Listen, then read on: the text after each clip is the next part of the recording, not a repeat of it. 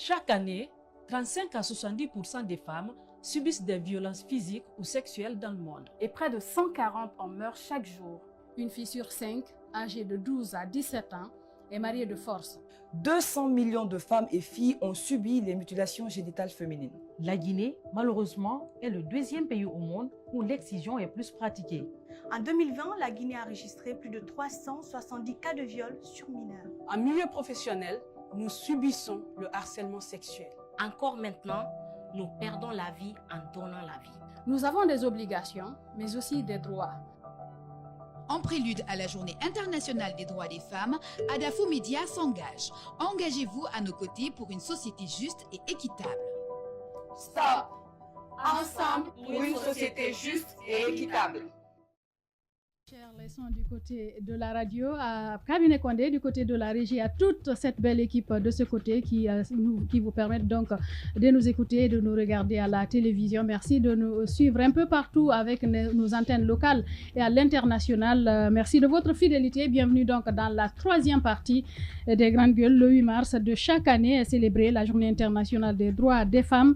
C'est l'occasion de faire le point, de marquer une pause pour jeter un regard dans le rétroviseur malgré des années de combat. Le constat est alarmant en Guinée, dans une société fortement patriarcale où les esprits peinent encore à reconnaître certaines pratiques comme néfastes pour l'évolution de l'humanité. Les violences faites aux femmes sont encore légion. Les viols sur mineurs se font au quotidien avec la complicité des communautés qui couvrent encore les présumés auteurs. Les cas d'inceste se font d'ailleurs de plus en plus récurrents, sans oublier les mariages d'enfants qui outrepassent les législations en vigueur.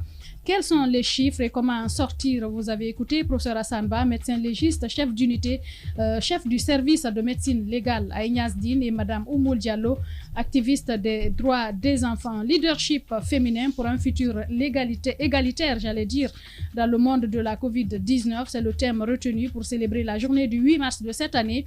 Dans un monde dont l'économie a subi de sérieux revers, comment les femmes se sont-elles organisées pour affronter cette crise mondiale? Comment ont-elles réussi à remonter la pente? Quelles sont les principales difficultés rencontrées? Je l'ai dit tantôt, nous nous rendrons aux États-Unis avec Madame Kamara Doussouba Kourouma. Elle est la vice-présidente de la communauté guinéenne vivant à New York. Elle sera avec nous chez les Grandes Gueules, il faut le dire. Elle est également chef d'une agence de santé de ce côté. Nous allons la voir dans un instant. Mais avant, on va parler de mariage d'enfants, bien entendu. Les mariages d'enfants qui se font également, c'est une autre forme de violence exercée sur les jeunes filles. Vous allez le comprendre à travers ce reportage que vous allez suivre, ce reportage réalisé donc par notre reporter Mamoudou Boulere Diallo. Par peur de stigmates, notre source a décidé de garder l'anonymat. Elle a été forcée à épouser un homme âgé de 25 ans selon ses propres estimations. Elle s'est efforcée du mieux qu'elle pouvait pour supporter la vie commune pendant 1 an, nous confie-t-elle. Mon père a décidé unilatéralement de me donner en mariage. C'est lui-même qui a choisi mon époux. J'ai dit non, je ne l'aime pas. Il ne m'a pas écouté. J'ai finalement accepté pour sauver le mariage de ma mère. Mais mon mari savait que je ne l'aime pas. Et donc, il me battait à chaque fois. J'ai décidé de m'enfuir pour aller au Sénégal. Là-bas, les autorités de la gendarmerie m'ont amené au centre d'accueil pour mineurs. Elles m'ont demandé ce que je voulais. J'ai dit que je voulais rentrer en Guinée parce que j'avais appris que ma mère ne se portait pas bien. On m'a donc aidé dans ce sens. À Dakar, c'est l'association Ali Poulard qui s'est activée auprès des autorités sénégalo-guinéennes pour le retour de la gamine âgée maintenant de 16 ans. Les autorités du ministère de l'Action sociale et de l'Enfance ont contacté l'ONG FDDHG pour l'accueillir. Mamadou Saliou Bari, membre de cette organisation de défense des droits de l'homme, témoigne. L'association de Halipoula à Dakar, ils ont déployé des moyens en collaboration avec les autorités guinéennes. Et la fille a été embarquée depuis Dakar. Elle a été reçue ici, effectivement en collaboration avec le ministère de l'Action sociale et l'ONG FDDHG, le 24 février 2021 à 21h. Et nous avons eu une maison d'accueil en collaboration avec le ministère à Kiroti, où elle a été reçue depuis qu'elle est arrivée. Donc, on prend soin d'elles là-bas. Il y a des conseils qu'on les apporte. À Kiroti, nous allons dans la famille qui a accueilli la victime, chez Tanti Poupon, un sobriquet qui à cause de sa proximité avec les enfants. Quand elle évoque le cas de cette jeune dame, Rogiatoso se voit impuissante face au mauvais traitement qu'a subi la petite. En tant que maman, j'étais vraiment touchée, très touchée. Une fille de 16 ans, vraiment, ça m'a vraiment frustrée. Parce que vraiment, donner une fille de 16 ans, ça vraiment, c'est parce que les enfants sont obligés de se soumettre. Mais je pense que c'est quelque chose qui est vraiment difficile. C'est un peu difficile chez moi. Et donc, je conseille les parents vraiment de laisser au moins que les enfants arrivent à avoir au moins 18 ans avant de leur donner en mariage. Parce que celle-là, je connais comment je suis avec elle. Elle est timide. Elle n'a pas de problème en personne, mais je sais qu'elle a un problème dans sa tête. Parce que du fait qu'elle a quitté son foyer, elle est partie jusqu'au Sénégal. Je connais ce qu'elle m'a expliqué d'elle.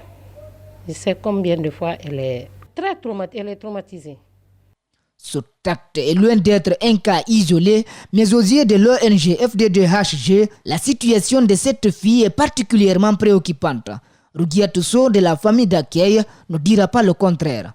Effectivement, ce n'est pas une première des cas de filles de mariage forcé, mais c'est une première pour une telle fille de venir de l'extérieur, comme s'enfuir jusqu'à Dakar sans avoir une famille. Tous les enfants sont égaux.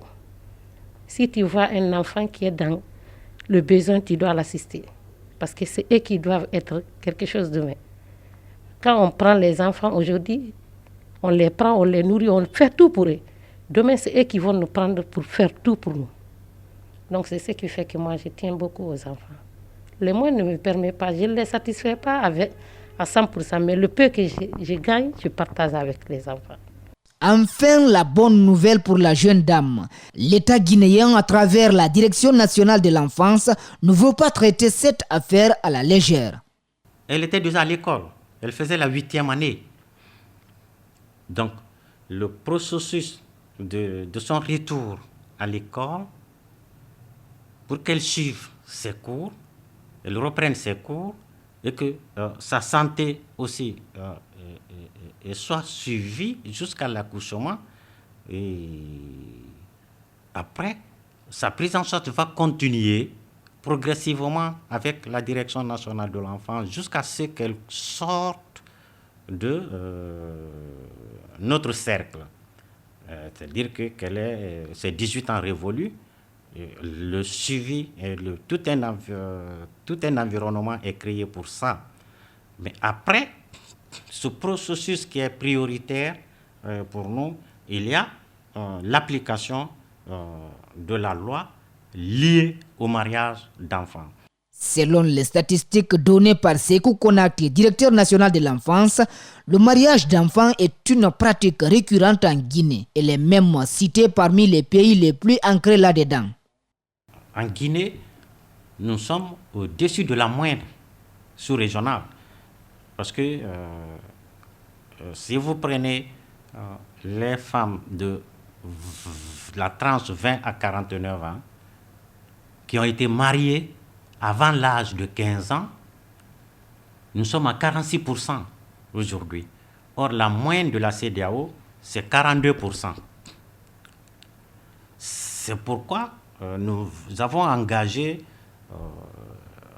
des efforts franchement louables qui a amené le gouvernement à adopter l'élaboration d'un plan stratégique de promotion de l'abandon des mariages d'enfants.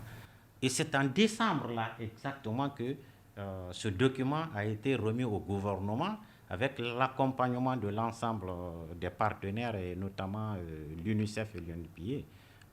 La région de l'Abbé occupe la première place dans le phénomène de mariage d'enfants avec 76%, suivi de la région de Kankan avec 67% toujours selon le directeur national de l'enfance.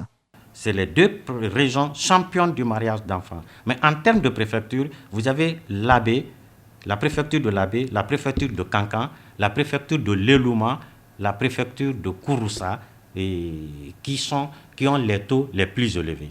Alors, ce plan stratégique-là, il va nous aider à aller vers les communautés pour que, au moins d'ici 2025, nous ayons une réduction de 20% du taux de mariage d'enfants.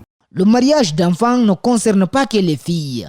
De jeunes garçons sont aussi victimes de la pratique dans bien des pays africains, dont la Guinée. Nous utilisons le terme mariage d'enfants parce que c'est appliqué aussi aux hommes, aux garçons, je veux dire. Oui, il y a une moyenne de 3% au niveau de la CEDEAO où c'est des garçons, on les oblige à se marier. Et le taux le plus élevé se retrouve entre le Mali et le Niger. Le Mali a 10% de sa population des enfants, garçons, qui sont victimes de mariage d'enfants. Et la Guinée vient en deuxième rang des taux les plus faibles pour les garçons. Il y a le Sénégal et la Gambie qui ont 1%. Et puis la Guinée, le Ghana suivent avec 2%. Mais la moyenne de la CEDEAO, c'est 3%. Mais vous avez par pays, vous avez les pays champions qui sont le Mali et le Niger. Et pourquoi le terme mariage d'enfants est consacré. L'histoire de cette fille sera évoquée lors d'une réunion des responsables concernés par le phénomène de mariage d'enfants dans l'espace CEDEAO. Un arsenal juridique est mis en place pour garantir à l'enfant tous ses droits. En ce qui concerne le mariage d'enfants, le Code de l'enfant promulgué le 30 décembre 2019 stipule en son article 321 que tout mariage d'enfants mineurs bénéficiant de dispenses d'âge qui n'a pas été célébré publiquement et devant l'officier d'état civil compétent est nul. Cette nullité peut être invoquée par les couples eux-mêmes, tous ceux qui y ont intérêt ou le ministère public. 9h sur Radio Espace Guinée. Bien s'informer, ça demande du temps. Et surtout, se forger une opinion.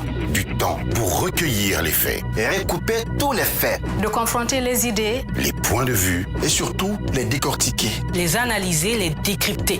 Et puis il faut du temps pour s'écouter, se comprendre. Alors chaque jour, donnons du temps à l'info. Le temps qu'elle mérite. Les grandes gueules, du lundi au vendredi, sur Espace. De mariage d'enfants, Mafoudi Bangoura. On a écouté ce reportage de Mamoudou Bouleri Diallo qui est allé à la rencontre de cette jeune dame, on peut le dire, même si elle est encore mineure. Oui, le mariage précoce ou le mariage forcé, ce sont d'autres problèmes que nos sociétés connaissent et qui ont des conséquences énormes sur la vie de ces femmes. Parmi les exemples, moi j'ai encore en mémoire, lorsque j'effectuais mes travaux par rapport à ma mémoire professionnelle du côté de l'Abbé, mon mémoire professionnel, j'ai traité sur les fistules obstétricales et parmi les causes, chaque fois qu'on posait les questions, c'est justement le cas des femmes qui sont mariées très jeunes, donc lorsqu'elles contractent des grossesses, elles ne sont pas assez mûres pour pouvoir faire des enfants, donc elles ont des fistules. Donc c'est quelque chose qui m'a énormément marqué. Les conséquences, on peut en citer tellement, mais voici un autre problème qui ne semble pas, qui ne quitte pas nos sociétés parce que nos parents y tiennent, parce que pour beaucoup ça se justifie. Vous interrogez certains parents aujourd'hui, pour eux la meilleure solution pour éviter qu'une fille tombe enceinte ou se retrouve dans la débauche, c'est de la donner en mariage. Donc, ce sont surtout ces considérations sociales qui font que le combat est très, très dur sur le terrain. Peut-être d'année en année, c'est bien de savoir qu'il y a des structures aujourd'hui qui naissent, qui viennent en aide à ces victimes, parce que quand on sait que j'ai vu un cas, une fille qui a été mariée de force, qui n'était pas heureuse, qui était battue, qui a voulu quitter. Et après, c'est son propre père qui lui dit, si tu quittes, je te renie. Donc, c'est une fille qui est restée dans la nature, chez des amis, des amis. Elle ne pouvait même pas retourner dans sa famille. Comme pour dire qu'il y a un gros souci aujourd'hui à voir de ce côté aussi pour pouvoir aider les filles. Malheureusement, nos sociétés sont ce qu'elles sont. Mais pour moi, le plus important, c'est de savoir que d'année en année, les voix s'élèvent. des structures se créent, des gens veulent bien changer la donne. Bien, peut-être, Maître Alimatou Camara, on va parler de ce que dit le Code de l'enfant. Le directeur national de l'enfance en parlait d'ailleurs dans l'élément de reportage. Bon, moi, je n'ai pas le Code de l'enfant en version électronique, mais j'ai quand même le Code pénal qui réprime en fait le mariage forcé et le mariage précoce. Mais il faut reconnaître que jusqu'à présent, ces peines-là, elles ne sont pas aussi dissuasives. Non, appliquées, elles ne sont pas appliquées. Vous connaissez une seule décision de justice où on a condamné des familles pour mariage forcé et mariage précoce? Moi, je n'en connais pas. Moi, il y a 4 ans, j'étais à Cancan. J'ai vu une fille dans la prison civile de Cancan. Je lui ai demandé qu'est-ce qu'elle avait parce qu'elle attendait un bébé. Elle m'a dit qu'elle avait utilisé une arme blanche et qu'elle avait blessé celui qui était censé être son époux et que malheureusement le monsieur avait perdu la vie.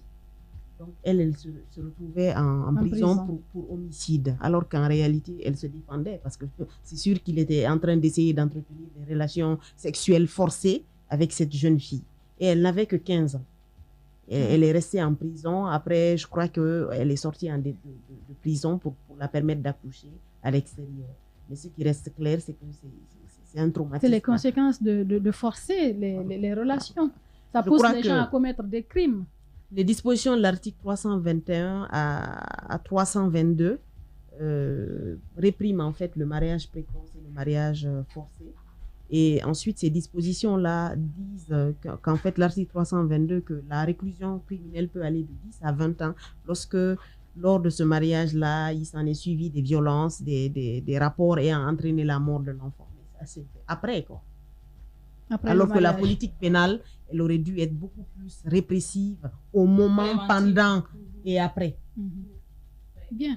Alors, professeur Hassanba, vous avez écouté cet élément de reportage. Vous qui êtes médecin, quelles peuvent être les conséquences sur la vie? Amafoudi a parlé par exemple des fistules obstétricales, entre autres. Je crois qu'elle a bien fait de signaler que le mariage précoce est une forme de violence aussi. Il faut le dire. Il faut classer le mariage précoce comme le viol, comme les femmes battues, c'est une violence.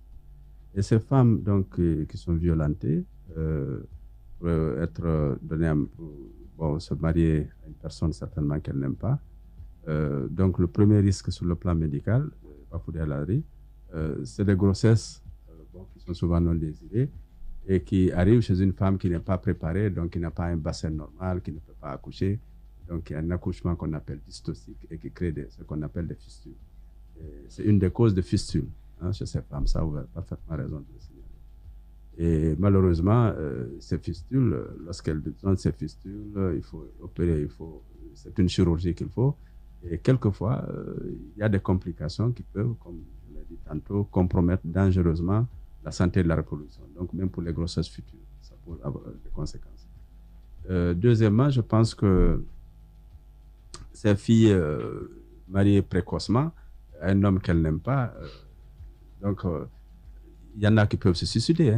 Il y en a qui peuvent se suicider. Si elles ne peuvent pas s'en sortir, elles peuvent aller jusqu'au suicide. Et comme c'est le cas de ce que Maître commettre un crime. Ou commettre un crime. Ou commettre, comme Maître l'a rappelé tout à l'heure. Donc, toujours est-il que je suis d'accord qu'il y a des dispositions dans notre code civil, le code pénal qui condamnent ça. Et je crois qu'il faut vraiment les appliquer pour protéger nos filles, pour protéger nos enfants. Bien. Allez-y, Asmaou. D'ailleurs, il semble qu'avec le nouveau code, maintenant, le mariage, c'est de 18 ans et pour la fille et pour le garçon, parce qu'avant, il y avait un an entre les deux sexes. On va repartir avec vous, madame, vous qui œuvrez pour la promotion des droits de l'enfance. Quand on parle de mariage précoce, et certainement vous avez eu des cas comme ça que vous avez gérés, qu'est-ce que vous en dites? En fait, moi, de ma perspective personnelle déjà, lorsqu'on parle de mariage précoce, on prive à l'enfant son enfance. Ça, c'est la première des choses. On lui prive d'éducation, on lui prive de développement économique. Aussi, tout à l'heure, je pense que l'un des invités a mentionné que la famille insiste plus par tradition. Moi, je pense que nos enfants sont devenus des ressources financières pour nous, en fait. Le mariage précoce, des fois, dans des familles où les enfants sont nombreux, les parents ne savent pas trop quoi faire, ils décident de donner leur fille en mariage en retour de quelque chose, d'une récompense financière. Nos enfants ne sont pas des objets. Nous avons des responsabilités envers ces enfants. Donc ça c'est une chose. Maintenant, dans le nouveau code de l'enfant, nous avons la juriste ici parce que bon, elle parlait du code pénal. Moi, je ne suis pas juriste, aucune expertise. Cependant, dans le nouveau code de l'enfant, l'article 829 jusqu'à l'article 831 est explicite en ce qui concerne le mariage de l'enfant. En ce qui concerne l'âge, donc les garçons pouvaient se marier à 21 ans dans le précédent code de l'enfant, alors que les filles à 17 ans. Maintenant, ceci a été changé. Tous les deux peuvent se marier à 18 ans. Moi, j'estime encore, lorsqu'une femme est prête à se marier, elle se marie. Déjà, permettons à nos enfants d'avoir une éducation. Si nous parlons beaucoup de violence, nous parlons de beaucoup de choses sur ce plateau, c'est vrai parce que c'est un sujet très vaste, mais lorsque la femme n'a ni éducation, ni compétence, elle va se marier. Qu'est-ce qui va se passer? Elle va se mettre à faire des enfants. Déjà très jeune, il y a un problème de santé pour la femme. Ensuite, l'homme, lorsqu'il va être fatigué, certainement, il va aller en prendre une autre, et voilà, c'est le cours de la vie ici. Donc, moi, je pense que nous devons encourager l'éducation des jeunes filles, encourager aussi les parents à comprendre que ces enfants ont des droits. Nous devons rappeler aux parents que ces enfants ne sont pas leur propriété. Ce sont des enfants qui ont décidé de mettre, mais ce sont des enfants qui ont des droits. Donc, il faut expliquer aux parents comment est-ce que les lois s'appliquent même à eux en tant que parents lorsqu'ils violent les lois. Donc, la juriste peut peut-être en rajouter quelque chose. Je ne sais pas ce que vous en pensez, maître. Mais il y a surtout que comment justement faire en sorte que les mentalités évoluent, parce qu'il y en a qui mettent en avant le fait que les filles tombent enceintes.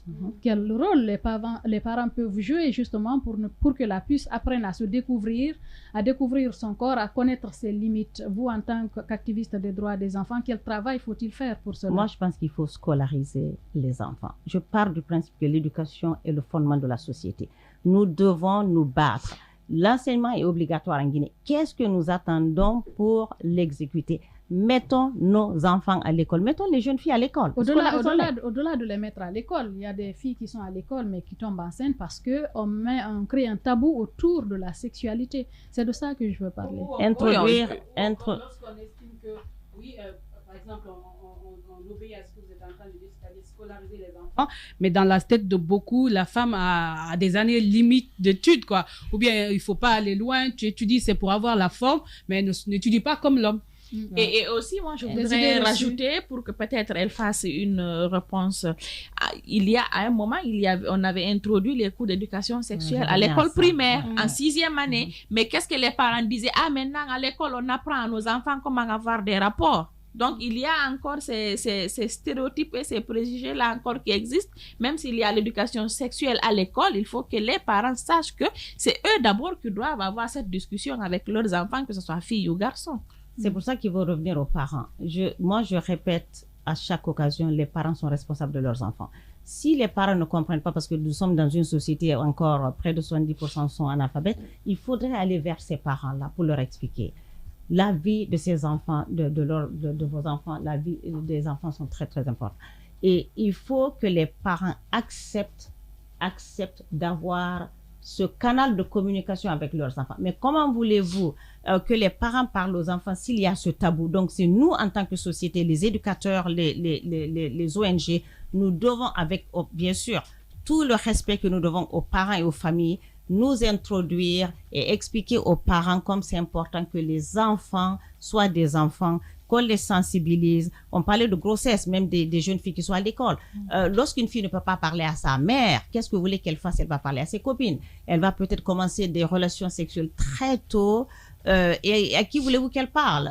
Il n'y a pas de psychologue dans les écoles et ce serait bien peut-être d'avoir aussi des psychologues dans les écoles afin que les enfants puissent parler à quelqu'un confidentiellement sans que cette personne-là n'ouvre la porte et aller répéter tout ce que l'enfant... Il faut que les enfants se sentent en sécurité. C'est pour ça que moi, j'insiste toujours que l'école est l'endroit où l'enfant se sent le plus en sécurité. Je ne sais pas si j'ai répondu à votre question. Bien.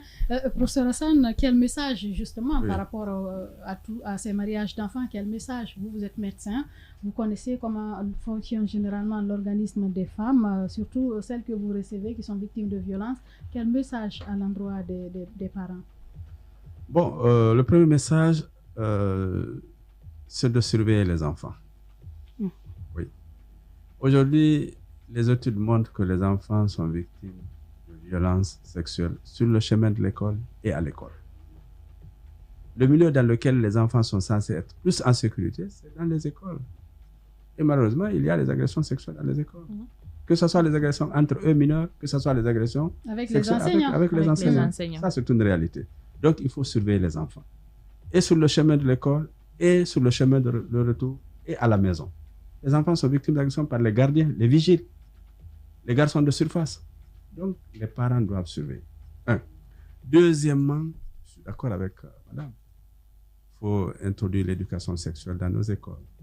Il faut, en tout cas, essayer de scolariser le maximum d'enfants et mettre en place, en tout cas, une politique de scolarisation et d'éducation des enfants sur la santé sexuelle. Je crois que ça, c'est très important. Bien. Donc voilà, donc je vous remercie. Alimatou Camara, message, dernier message. Attention. Allez-y, Alimatou. Bon, en fait, je pense qu'il va falloir appliquer la loi, mais également il va falloir insister sur l'éducation. Donc ça veut dire que l'éducation des parents eux-mêmes a été un peu faussée à ce niveau-là, parce qu'il faut que les parents apprennent à parler à leurs enfants. Il va falloir briser tous ces tabous-là pour que les enfants ne soient pas victimes. C'est hallucinant tout ce que le professeur Hassan vient de dire.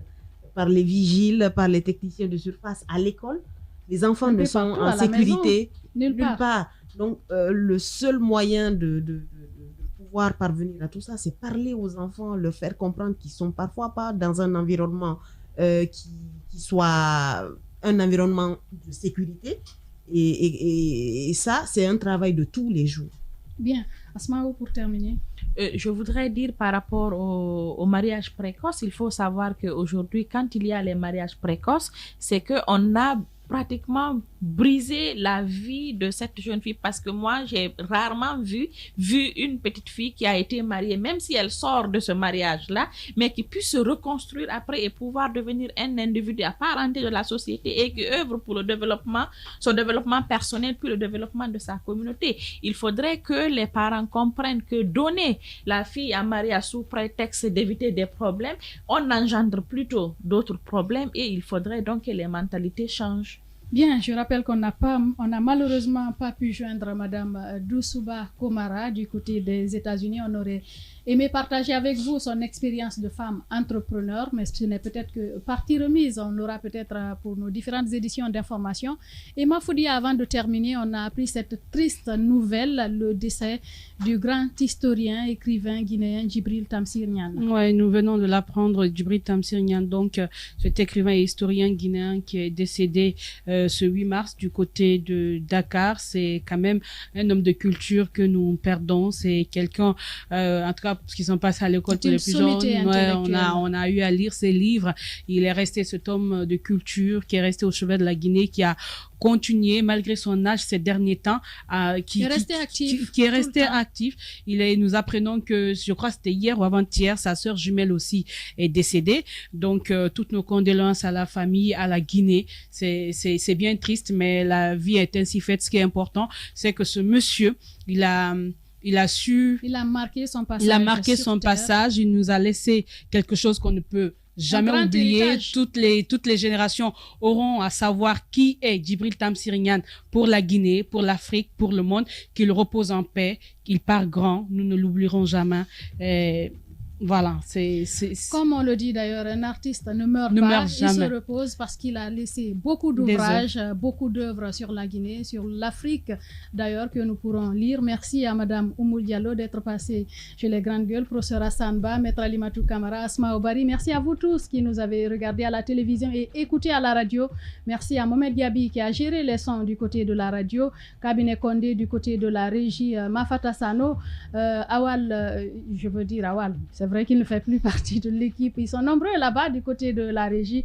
Mamoudou Kondé, merci à vous tous. Nalaï Sidibé, et merci à vous tous à l'international.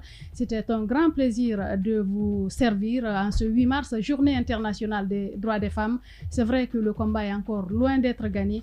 Et donc, à vous tous, à tout le monde, à l'œuvre pour l'émancipation des femmes ici et ailleurs. Merci à tous.